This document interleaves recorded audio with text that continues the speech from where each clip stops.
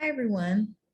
So I was sitting here and I was about to go on Instagram and start scrolling because that's what I do when I need like a little mental break from work. But lately, over the past couple of days, every time I've had that urge to go on Instagram, the Lord has been prompting me to go and look in His Word instead of clicking on the Instagram app to click on the Bible app. So that's what I did. And I was on Matthew 1. That's where my Bible already was. So I began to read and I was reading through the genealogy, and I just wanted to share some things that may be of encouragement to you. So I'm going to read, I'm going to do a lot of reading of the word, some Bible study. So Matthew 1, it says, and this is going through the lineage of Jesus. It says, this is the genealogy of Jesus, the Messiah, the son of David, the son of Abraham. Abraham was the father of Isaac, Isaac the father of Jacob, Jacob the father of Judah and his brothers, Judah the father of Perez and Zerah, whose mother was Tamar, Perez the father of Hezron, Hezron the father of Ram, Ram the father of Aminadab, Aminadab the father of Nahshon, Nahshon the father of Salmon, Salmon the father of Boaz, whose mother was Rahab, Boaz the father of Obed, whose mother was Ruth, Obed the father of Jesse, and Jesse the father of King David. David was the father of Solomon, whose mother had been Uriah's wife. So that's in Matthew 1. And as I was reading through, the Lord really highlighted some of the individuals in here. And I kind of focused in on, for one, the first person I focused in on was Salmon, the father of Boaz, whose mother was Rahab. Boaz, the father of Obed, whose mother was Ruth. And I was thinking about Boaz. You know, Boaz usually is this ideal man. When we think of how Boaz treated Ruth, how he cared for her, how he loved her, how he embraced her, how he was that provider, how he looked after her, people are usually wanting a Boaz. But I was like, okay. And I've read this many times, but whose mother was Rahab. And some of you may be familiar, but Rahab was a prostitute. And so it's like God used Rahab to birth forth this ideal man, to raise up this man that people idolize or people aspire to have a man that's like Boaz. So the other person was Solomon. We know that Solomon is known to be the wisest king there ever was. He wrote Proverbs and Ecclesiastes, the books of wisdom in the Bible. And so it says, David was the father of Solomon, whose mother had been Uriah's wife. So if you're familiar with Solomon's mother, Bathsheba, she was married to Uriah, and David, out of lust, had sex with her while she was married. And then she conceived a child. That child wasn't Solomon. It was another child that they conceived. She conceived a child. And in order to hide that, David sent Uriah to the front of the battle lines to get killed because he was a soldier and he was off fighting. So Solomon came from a very shady, lustful, sinful, evil type of situation. But out of that coming together, that union of David and Bathsheba, again, he wasn't the child that they conceived when they first, did what they did. But he was an offspring of Bathsheba and King David, and God was still able to use him in a mighty and a powerful way. So the takeaway was that it doesn't really matter, who your parents were or what they did or how they ended up coming together. What matters is that God can still use you in a powerful way, that ultimately he's your father. So it doesn't matter who your father was, who your mother was, what they did in their lives, or what they're currently doing in their lives, because he can still use you.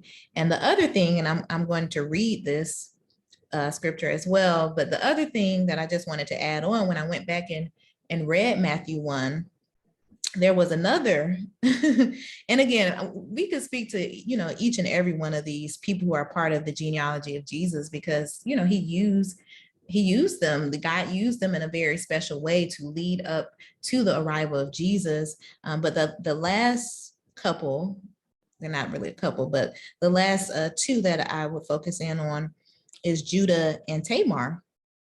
And it says that Judah, the father of Perez and Zerah, whose mother was Tamar, Perez, the father of Hezron. So just looking at their genealogy, and again, some of you may be familiar with their story, but I'm going to read it from the Bible. And I'm reading the New International Version, the NIV version. And this is in Genesis 38. At that time, Judah left his brothers and went down to stay with a man of Adullam named Hira. There, Judah met the daughter of a Canaanite man named Shua. He married her and made love to her. She became pregnant and gave birth to a son who was named She conceived again and gave birth to a son and named him Onan. She gave birth to still another son and named him Shelah. It was at Kezib that she gave birth to him. Judah got a wife for his firstborn, and her name was Tamar. But Judah's firstborn, was wicked in the Lord's sight, so the Lord put him to death. Then Judah said to Onan, sleep with your brother's wife and fulfill your duty to her as a brother-in-law to raise up offspring for your brother. Because again, in that tradition, in that culture, in that time, if you were married and one of the people died, then the brother was to take on the responsibility of that wife and still create a lineage for the brother that died. But you'll see that Onan didn't want any parts of that. But Onan knew that the child would not be his. So whenever he slept with his brother's wife, he spilled his semen on the ground to keep from providing offspring for his brother. What he did was wicked in the Lord's sight. So the Lord put him to death also. Judah then said to his daughter-in-law Tamar, live as a widow in your father's household until my son Shelah grows up. For he thought he may die too, just like his brothers. So Tamar went to live in her father's household. After a long time, Judah's wife, the daughter of Shua, died.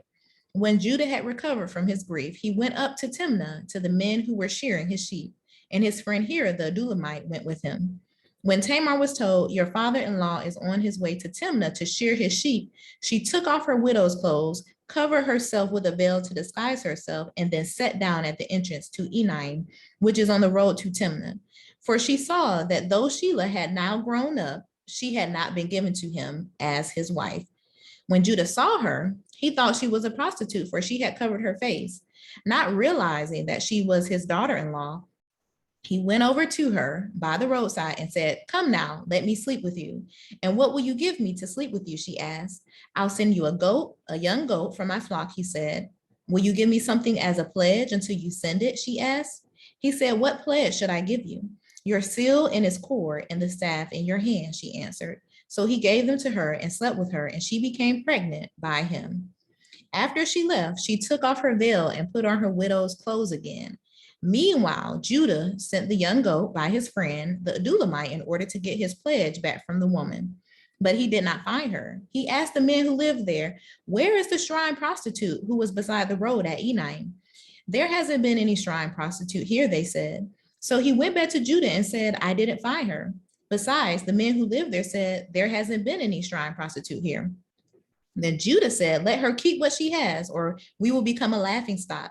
After all, I did send her this young goat, but you didn't find her. About 3 months later, Judah was told, your daughter-in-law Tamar is guilty of prostitution, and as a result, she is now pregnant. Judah said, bring her out and have her burnt to death. As she was being brought out, she sent a message to her father-in-law. I am pregnant by the man who owns these, she said, and she added, see if you recognize whose seal and cord and staff these are. Judah recognized them and said, she is more righteous than I, since I wouldn't give her to my son Shelah, and he did not sleep with her again.